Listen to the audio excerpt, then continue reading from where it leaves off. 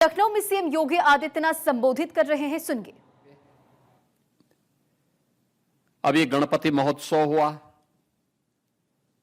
उसी बीच में 12 फुआद भी आया। कहीं कोई दंगा हुआ क्या? कहीं कोई गुंडागिर्दी हुई क्या? आज लाखों की संख्या में लोग स्नान कर रहे हैं। अयोध्या में, काशी में, प्रयागराज में, गढ़मुक्तेश्वर में और भी अन्य महत्वपूर्ण तीर्थों पर कहीं कोई दिक्कत नहीं। व्यक्ति आराम से अपनी श्रद्धा के अनुरूप जा रहा है। उसको पर्व और त्योहार मनाने की पूरी स्वतंत्रता है। सरकार वहां पे सुविधा उपलब्ध करवाती है। लेकिन क्या 8 वर्ष पहले क्या संभव था? क्या 8 वर्ष पहले इस प्रकार की नियुक्ति पत्र वितरण के इवेंट हो पाते थे क्या? वे कर ही नहीं सकते थे। क्योंकि करते कैसे? एक तो भर्ती की प्रक्रिया ही पूरी नहीं हो पाती थी, क्योंकि हर भर्ती की प्रक्रिया में कोई ना कोई ऐसा लकुना लग जाता था कि उसको माननीय न्यायालय के द्वारा रोक लगा दी जाती थी। इतना पैसा ले लिया जाता था कि वह किसी भी अभ्यर्थी से आंख से आंख मिलाकर के बात करने की स्थिति में नहीं होते थे। क्या पुलिस की भर्ती हो, क्या शिक्षकों की भर्ती हो, क्या अनुदेशकों की भर्ती हो और क्या किसी अन्य विभाग की भर्ती हो। क्योंकि जब व्यक्ति बेईमानी और भ्रष्टाचार का सहारा लेता है तो उसका नैतिक पतन हो चुका होता है। वह फिर चेहरा उठाकर के बात करने की स्थिति में नहीं होता है। और कमोबेश यही स्थिति 2016 के पहले सरकार ने कर दी थी। उस समय सरकार में बैठे हुए लोगों ने कर दी थी। परिणाम था उत्तर प्रदेश का नौजवान हताशा और निराशा के दौर से गुजर रहा था। जब नौजवान हताश और निराश होगा तो अर्थव्यवस्था को तो बैठना ही बैठना है। अर्थव्यवस्था तो नीचे गिरेगी ही गिरेगी। और यही होता था। पिछले 8 साढ़े 8 वर्ष के अंदर जब सामूहिक रूप से प्रयास हुआ, आज परिणाम है कि नौकरी सरकारी क्षेत्र में भी है, निजी क्षेत्र में भी है, स्वयं का रोजगार भी है और बड़े बड़े रोजगार मेले लग करके वहां पर लोगों के लिए कहा जाता है कि भाई आप भी अपने अनुसार चयन करिए, आप कहां जाना चाहते हैं। स्वयं का स्टार्टअप स्थापित करना है, स्वयं का उद्यम स्थापित करना है, उसके लिए भी स्कीम है।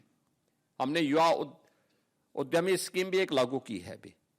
और युवा उद्यमी स्कीम के माध्यम से हम लोगों ने व्यवस्था की, कोई युवा अपना स्वयं का रोजगार स्थापित करना चाहता है, पहले चरण में 5 लाख तक का ऋण उस युवा को, 21 वर्ष से 40 वर्ष का जो युवा होगा, हम उसको ब्याज मुक्त और गारंटी मुक्त ऋण देंगे और मार्जिन मनी भी 10% तक देंगे। आप अनुमान करिए, जनवरी में हमने प्रारंभ की स्कीम, अब तक 70,000 से अधिक युवा इस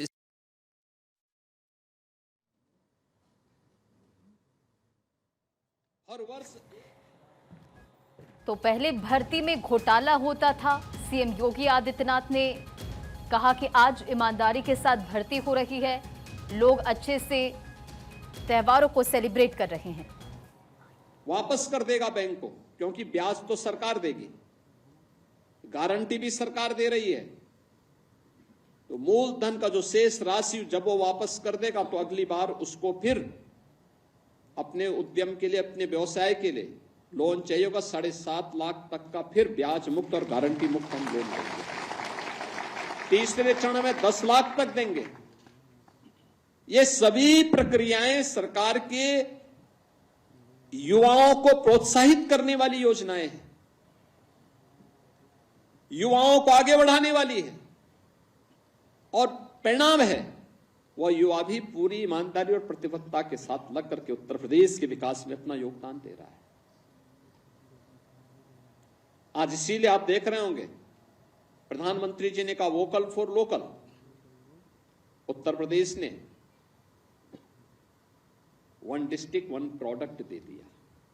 हर जिले का एक प्रोडक्ट आज देख रहे होंगे देश के अंदर छाया हुआ है। अकेले उत्तर प्रदेश है जिसने सबसे पहला भी किया और सबसे प्रभावी ढंग से आगे बढ़ाया, और 1 डिस्ट्रिक्ट 1 प्रोडक्ट की स्कीम आज देश के अंदर छा गई है। परंपरागत हस्तशिल्पी और कारीगरों के लिए भी हम लोगों ने कार्य किया।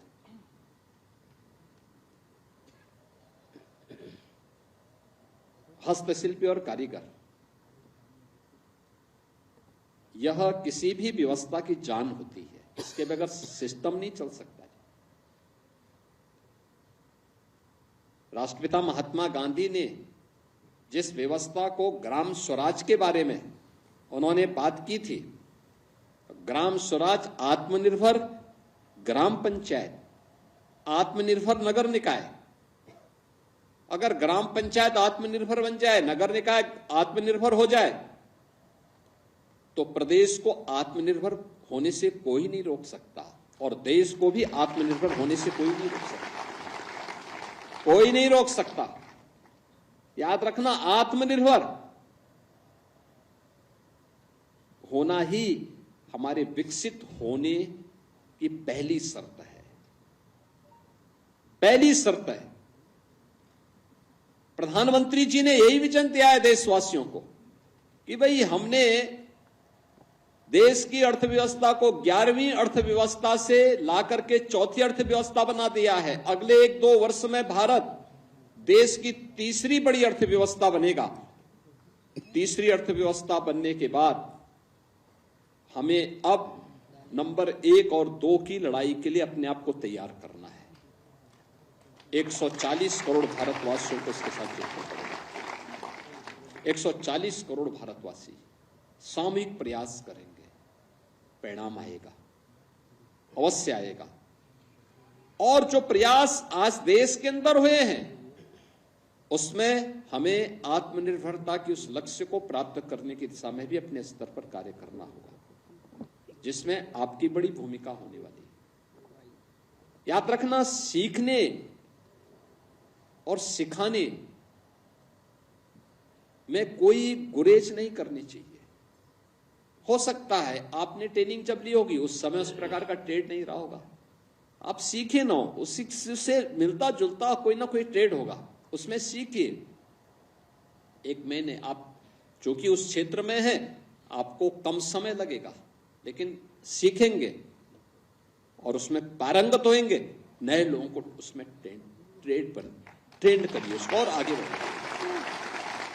आपके द्वारा प्रशिक्षित जो युवा हो वह इतना सुयोग्य हो, उसको इतना स्किल मैन पावर आप वहां से तराश करके भेजिए कि जो भी वहां से निकले उसके लिए ग्लोबल मार्केट में कहीं भी उसकी स्किलिंग पर कोई प्रश्न चिन्ह न खड़ा करे। और इसीलिए जब हम यहां पर हैं, मैं आज इस बारे में कहूंगा व्यावसायिक शिक्षा, कौशल विकास और उद्यमिता विभाग को, कि हमारे जो रोजगार मेले लगते हैं वह केवल विभाग अकेले न लगाएं, एमएसएमई विभाग को भी अपने साथ जोड़ें, सूक्ष्म लघु मध्यम उद्यम विभाग को अपने साथ जोड़ें, श्रम और सेवायोजन विभाग को भी अपने साथ जोड़ें। ये तीनों मिलकर के एक साथ अपने अभियान को, श्रम और सेवायोजन, सूक्ष्म लघु मध्यम उद्यम और व्यावसायिक शिक्षा, कौशल विकास और उद्यमिता विभाग, ये तीनों मिलकर के एक साथ अगर इस अभियान को चलाएंगे, मेरा ये मानना है उत्तर प्रदेश में नौकरियों की एक नई बौछार आती हुई दिखाई देगी। बड़े पैमाने पर हम लाखों नौजवानों के लिए ऐसे रोजगार की सुविधा उपलब्ध करवा सकते हैं, जैसे 17 के पहले जो क्षेत्र बीमार था, जैसे परंपरागत उद्यम हर जिले में थे, बंद थे, हताशा थी, निराशा थी, सरकार ने थोड़ा सा उसको जोड़ा, आपस में थोड़ा सपोर्ट किया, एग्जीबिशन लगाए, उनको डिजाइन दी, ट्रेनिंग दी, मार्केट की व्यवस्था के साथ उन्हें लिंक किया, 2 करोड़ लोगों को उसमें सीधे सीधे रोजगार प्राप्त हुआ। 2 करोड़ लोगों को। आप सोचो, उत्तर प्रदेश, आज उत्तर प्रदेश में 96 लाख MSME यूनिट हैं।